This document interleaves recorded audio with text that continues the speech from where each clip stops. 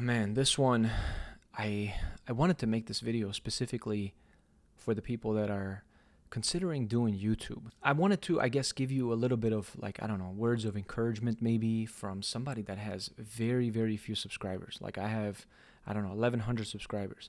And I just wanted to tell you a little bit about my journey and some of the things that I'm starting to now see after all this like hard work that I've put in over the years. Now, guys, I have a full-time job. I also run a business along with my wife. So I am very busy. Like I work way more than 40 hours a week. I work probably like 60 hours a week. And then throw in like my YouTube videos. Like, man, it sometimes feels very, very difficult to make just content and come up with ideas.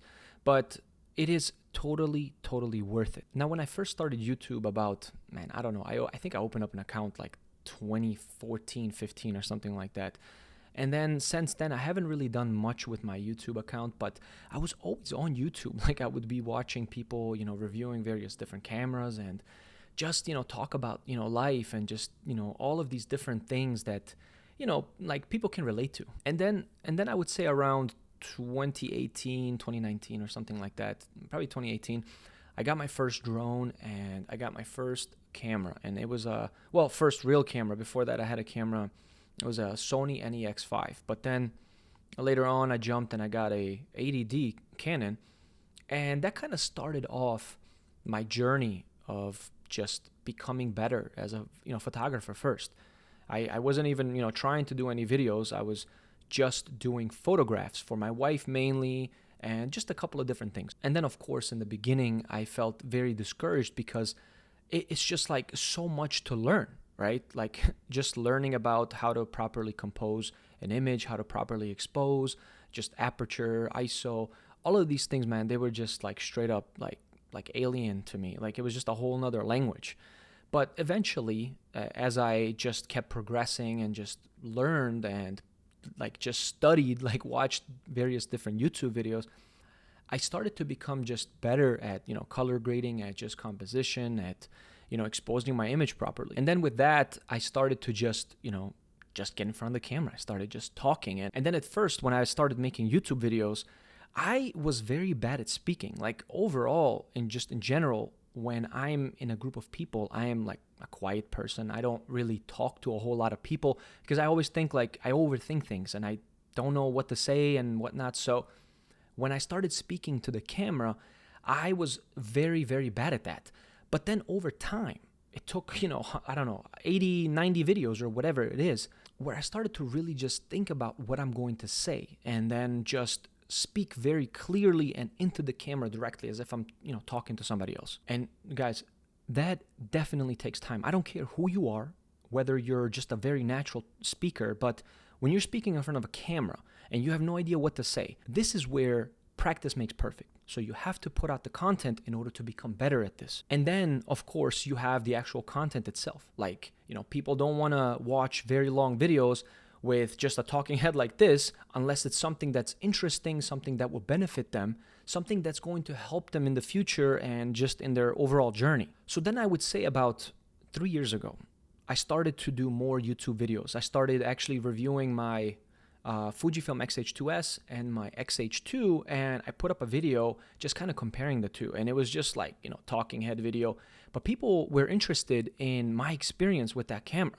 Now, there's a ton of videos about the X-H2S and X-H2, but for some reason, people wanted to see my video. And I think right now it's got, I don't know, maybe 30,000 views, which is, honestly, that's amazing for a small, very small channel like mine. So that brings me to the main point here of this whole entire video. There is nobody like you, okay? You are an individual. Your personality is very unique. The way you look, the way you present yourself, it is very unique. So don't worry about millions of YouTubers out there doing the same thing, talking about, video, cameras and talking about, how to color grade and edit and all.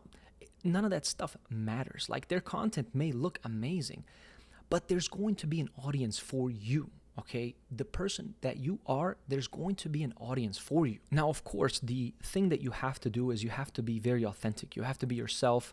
You have to be honest. You have to be honest to the person that you're speaking to behind this camera, because once you start losing credibility, man, that is it. You are going to start questioning yourself.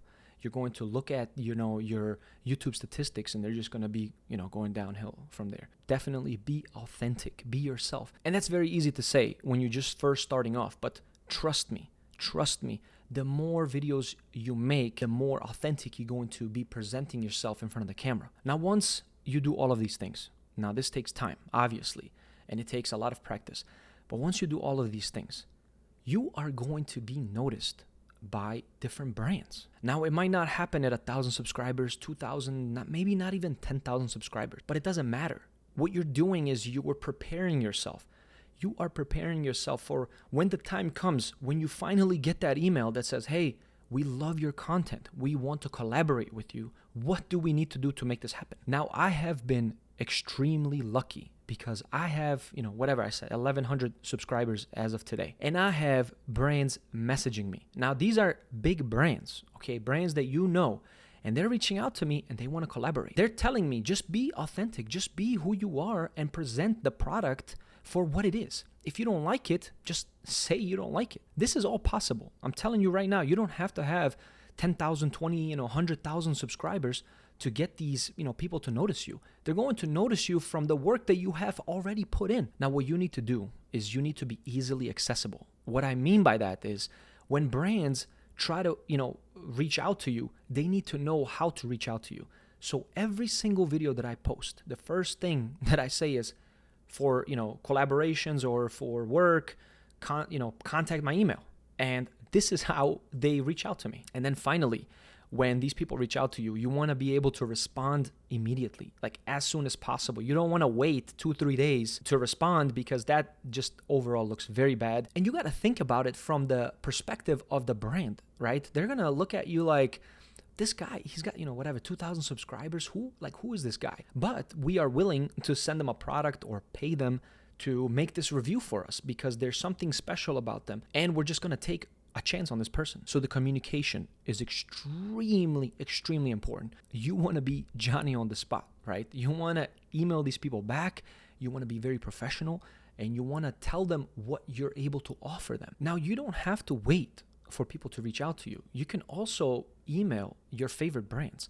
Like I just recently, not that recent, but about a month ago, I reached out to a brand that I really liked a lot.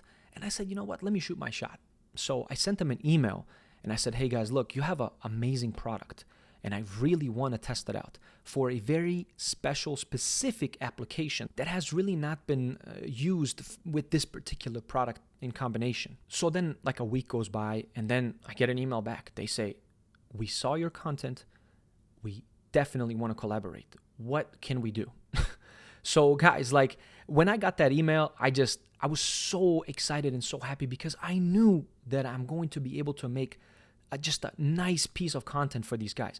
And you got to understand, putting all this effort and work into making a piece of content for these people is worth so much to them because what are they going to do? They're going to have to actually go out and pay a lot of money to create, a nice ad or whatever it is, nice piece of content to highlight, to showcase what their product is. Or they can take a chance with a smaller creator like you and they could just send you the free product, maybe pay you a little bit on top of that, and you are going to create a kick-ass piece of content for them. And then, of course, there's like the snowball effect, right? Once you start making content for one brand, other brands are going to see that.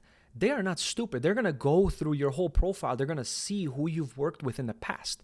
And they're going to say, wow, we want to give them our product as well, like that other brand, and we want the same type of content. This just gives you overall legitimacy. Like you're just a legit creator. You're not just somebody that kind of does it once in a while. And guys, I got to be honest with you. I'm like one of these people. Like I'll try to make content once a week, but because I have so much going on, it's not possible for me to make content every single day. But I try, okay? Even if it's like a small little piece of content, like a little short or on TikTok or on Instagram, whatever it is, it just kind of keeps me motivated and keeps me pushing forward. So overall, there's no really easy way to go about it when you're first starting off. You have to put the work in. You have to make at least 50 to 100 pieces of content. I think Mr. Beast said something like this. He said, you got to make your first 100 pieces of content, and then you're going to start seeing some sort of return on that. And guys, just because you made 100 pieces of content doesn't mean that all of this content is dead. Like I have, shorts, I have, old videos that I made, 2 years ago, and they're only now, gaining traction. They're only now being seen by the algorithm and people that are interested in seeing that type of content. I'm telling you guys right now, YouTube is just different. They are just different from all these other platforms where you post something and it just goes into the void and it just goes out to die. YouTube is not like that. You can make a piece of content and then, 2 years later, it'll start, making you some money. So what I'm saying is all of this content that you're creating, you're not just creating it for nothing. This stuff is, growing, okay? It is generating some profit for you. Once you start hitting 1,000 subscribers, you're going to get monetized. So all of those videos that you made previously, you just go and monetize those, and you're going to start making money on every single one of those videos that gets views. So guys, that is it for me today. I really just felt like I needed to make this video because, I'm sure there's a lot of you out there that want to get into YouTube, but you're just not sure, or you think it's a waste of time or whatever. I'm here to tell you that it is absolutely not a waste of time. It's going to help keep you creative and also potentially make you a few bucks down the road. So yeah, guys, that is it for me today. Thank you so much for watching, and I will see you on the next one.